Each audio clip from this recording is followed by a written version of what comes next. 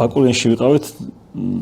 დასასვენებლად და ძალიან ესეთი არაჩვეული მასპინძელია, ესეთი სახლია, კერძო და ეზოა და ბავშვები თამაშობდნენ ბურთს და იქ ვიყავი საქანელაზე ვკატაობდი მოკლედ რა. ხო და რაღაც ერთ ადგილას მოგროდნენ ეს ბავშვები და რაღაც ჟრიამული გაჩერდა რა. ხო და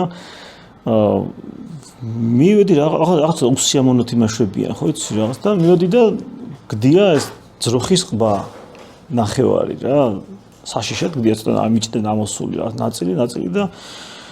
ვატყობ რომ ამათი ემოციები მიდის უკვე შიშისკენ იძაბებიან რაღაც და ეხლა თუ არ ჩაერია ხო იცი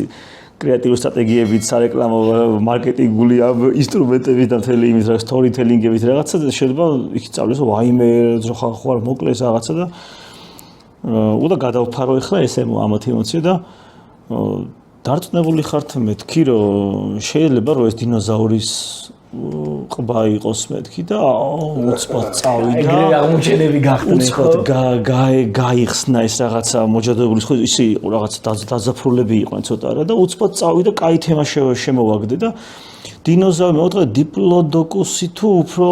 რომელს ქონდა მეთქი ამხელა ყბა უფრო თუ აი ტრიცერატოპსი თუ რა და ვიღაცა აღმოჩნდა მაგარი კომპონენტური ამ დინოზავრებში ხო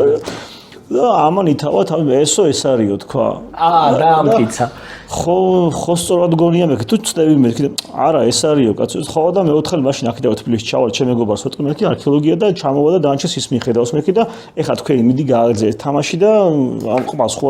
და ამასობაში მეთქი ამერე გადავაგდეთ რაღაცას ხო და პირველ საათზე იყო ძილის საათი ყოველ დღე და იყო ხომ აი აბსოლუტური სიჩუმე რა 0 დეციბალი რა და ბიჭო, პირველ საათი მოვიდა 2 საათი წუთი 14 წუთი რაღაცები, აი ხო ხისკარიანი ოთახები როა და რაღაცები გამოდის, იქიდან ლაპარაკი, იქიდან რაღაცა ეს და ბოლოს მომღაც ოთახიდან ვიღაცა მშობელი ხვირის რომ